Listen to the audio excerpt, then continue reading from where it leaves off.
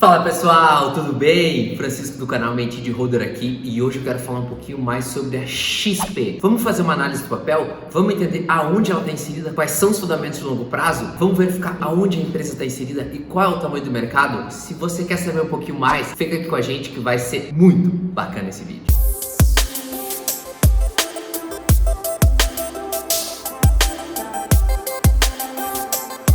Antes de tudo, aproveita, te inscreve aqui no canal, isso é muito importante para receber o conteúdo em primeira mão. Toda semana tem conteúdo novo de longo prazo, finanças, investimentos e também do olhar do investidor para os ativos que a gente compõe na nossa carteira. Então aproveita, te inscreve aqui embaixo que isso é muito importante. Para a gente começar, mais dos que os números aqui, eu quero focar em alguns pontos super importantes na questão de longo prazo da companhia. A XP Inc. opera como uma plataforma de serviços financeiros baseada principalmente em tecnologia. Ela oferece serviços em investimentos, corretagens, seguros, tecnologia, carreira, mercado financeiro, além de títulos de renda fixa e fundos de investimento. Um dos principais pilares da companhia é a parte de tecnologia e digitalização. A gente vê que cada vez mais ela está conseguindo trazer novos produtos e também uma facilidade na experiência dos usuários. Então a gente vai até ao redor do mundo financeiro, de pessoas que entram na operação, entram no mundo dos investimentos. A XP é principalmente uma das principais corretoras dos novos entrantes, principalmente pelas várias marcas que ela possui, e eu vou entrar um pouquinho mais sobre isso aqui no vídeo. Um dos principais pontos catalisadores do papel é a parte de entrada no mercado de cartões de crédito. Então a gente vê que a XP cada vez mais está com essa missão de desbancar os bancões, digamos assim, de incomodar os grandes bancos no Brasil, e a entrada no mercado de cartão de crédito é um ponto que ela vai direto ao ponto, principalmente porque tem muita operação, muita margem e principalmente uma não qualidade dos serviços desses produtos. Então a XP ela vai atacar cirurgicamente na parte de taxas e de atendimento, que a gente sabe que ela é muito boa. Com base nisso, agora que eu apresentei um pouquinho mais dos principais pilares dela, da história e onde que ela está olhando, onde ela está inserida, além de toda a parte de operação de corretagem dela, vamos entrar mais a fundo um pouquinho nos números, até para a gente entender aonde o papel está inserido, qual o tamanho dele e o olhar de longo prazo. Primeiro ponto que eu trago para vocês é a parte de valor de mercado da companhia. Aquele escritório pequeno que começou lá em Porto Alegre, hoje ele já vale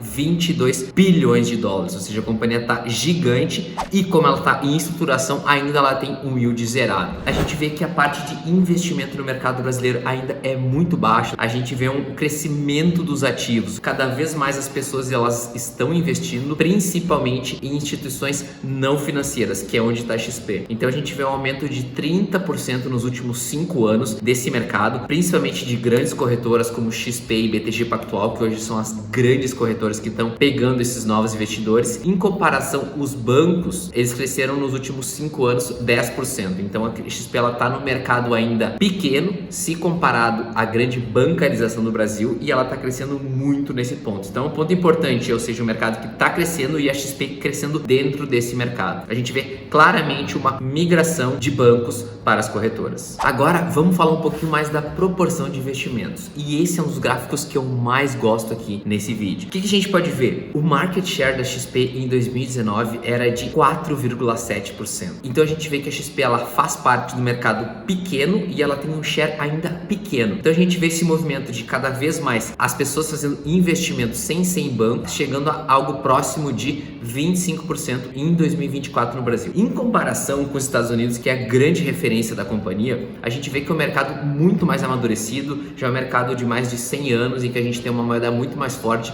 e, consequentemente, uma realidade de investimento em bolsa muito maior que o brasileiro. Então essa comparação de 25% em 2024 versus 87% em 2016, ou seja, isso já faz alguns anos, traz esse gap, essa diferença enorme entre o tamanho que a XP, o caminho que a XP quer percorrer, e a gente sabe que esse caminho é muito grande, tem muito chão ainda para ela conseguir trazer de benefício, de rentabilidade, de novos investidores, de operação e de crescimento de produtos. Então esses são os gráficos importantíssimos quando a gente vai ter um olhar de longo prazo para a companhia. Terceiro gráfico que eu trago para vocês aqui é a parte das marcas da XP. Então a gente vê uma divisão muito importante e o posicionamento estratégico que a companhia está fazendo. A primeira delas é a parte de varejo, ou seja, ela tem 3 corretoras hoje que ela opera, que é a XP Investimentos, a Clear e a Rico. Então ela consegue captar desde os grandes family office até o investidor que está fazendo o primeiro investimento. Além disso, a gente também vê a parte institucional institucional, em que a companhia tem times dedicados, também a gestão mais corporativa, a gestão de pessoas jurídicas. Então a gente vê também uma migração bem grande de pessoas que estão saindo de bancos e entrando agora nessa parte mais de tesouraria, mais corporativa que a XP está entrando, que é um mercado enorme. Além disso, a companhia também tem a parte de serviços financeiros, em que ela faz a parte de gestão de novos IPOs, empresas que querem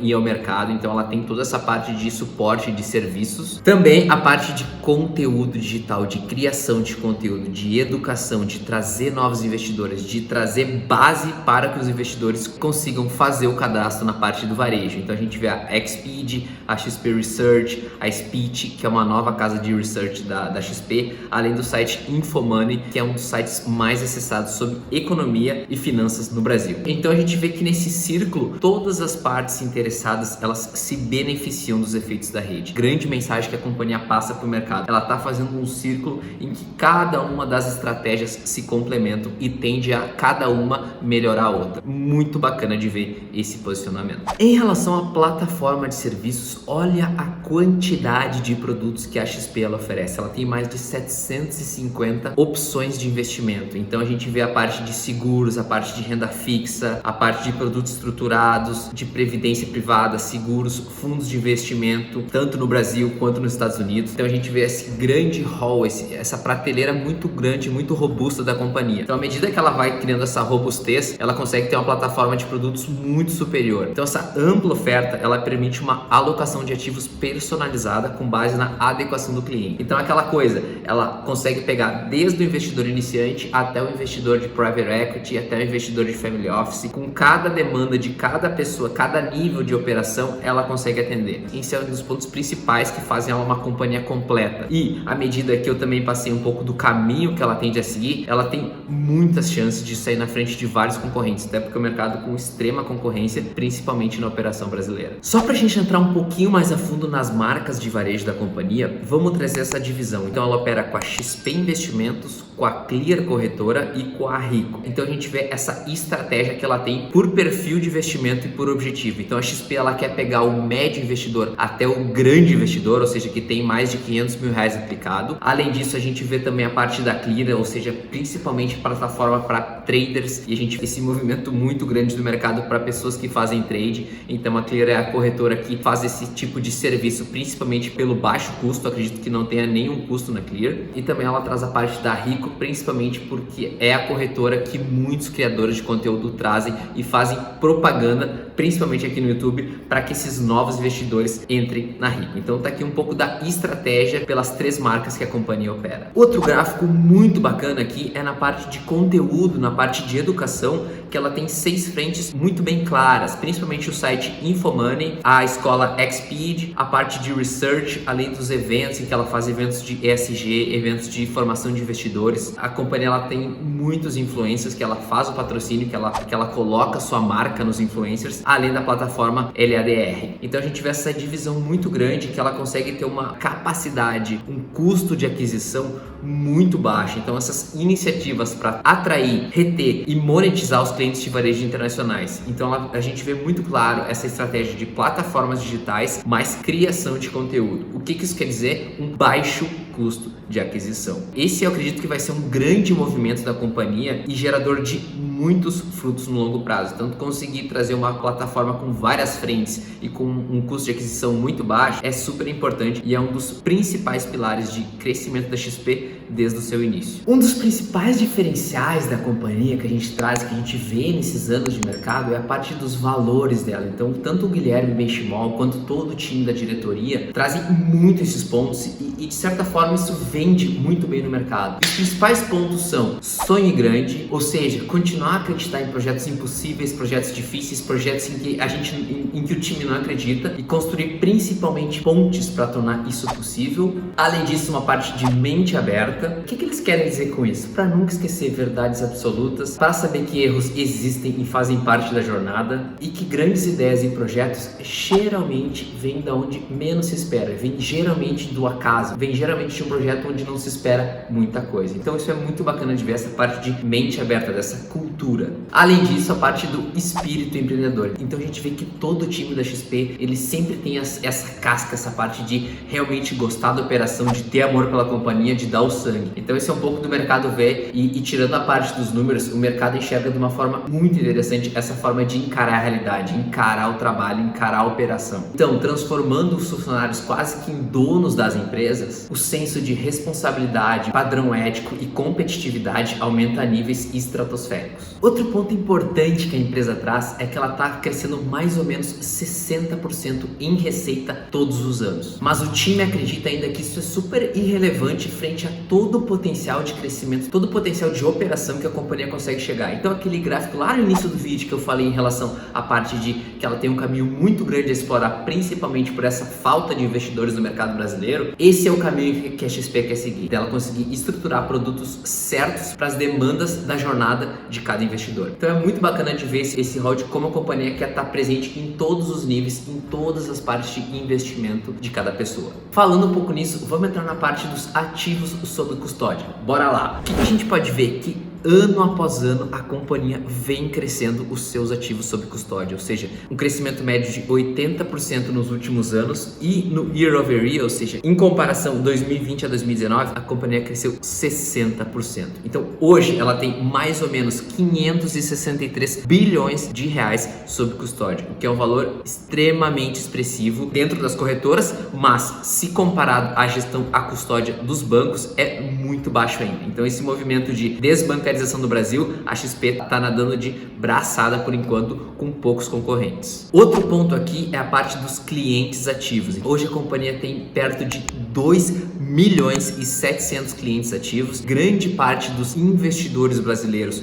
utilizam tanto a plataforma da XP quanto a plataforma da RI ou da Clear. Grande parte dos investidores brasileiros estão vinculados à XP de alguma maneira. Então a gente vê um crescimento médio de 71% ano após ano e no último ano a companhia conseguiu crescer 72% no número de clientes ativos, o que só demonstra o grande alcance que ela tem com o mercado, principalmente com novos investidores. Consequentemente, ela conseguindo crescer tanto custódia quanto clientes ativos, a receita ela vai aumentar. Então, trago para vocês aqui um pouco dessa informação. A companhia faturou 5,5 bilhões de reais em 2019 e em 2020 tem uma previsão de receita perto de 6,5 bilhões de reais de receita bruta. Pontos importantes aqui: crescimento médio nos últimos anos de 60% no faturamento, além de um grande crescimento no último ano de 66%. Então isso só demonstra a capacidade e como ela está alcançando cada vez níveis maiores de operação. Além disso, esse é o gráfico aqui da margem líquida. Então a gente pode ver que uma margem líquida entre 18% e 22% no mercado extremamente competitivo. Ela está fechando o último ano com 1,5 bilhões de reais de lucro líquido, um crescimento médio nos últimos anos de 64%, além de 136% de crescimento versus o último ano. O que eu quero dizer com isso? Ela está conseguindo trazer novos investidores, novos produtos e focando principalmente nos produtos com maior margem. Um desses casos agora, que também é um novo projeto, é a parte do cartão de crédito, que eu vou entrar mais a fundo com vocês. Mas além disso, a parte de corretagem de fundos, de projetos estruturados, está conseguindo dar um lucro líquido extremamente bom para a companhia. Também para ela ter caixa para fazer frente aos novos investimentos. Além disso, vocês podem ver agora que a companhia lançou essa parte de cartão de crédito, então focado muito forte na parte de baixas taxas e também de atendimento do consumidor. São dois pontos que são o calcanhar de Aquiles dos grandes bancos e ela vai entrar cirurgicamente nesse mercado. Então nos próximos meses a gente vai ver essa entrada, essa aderência do cartão de crédito, que consequentemente tende a potencializar a parte de lucro líquido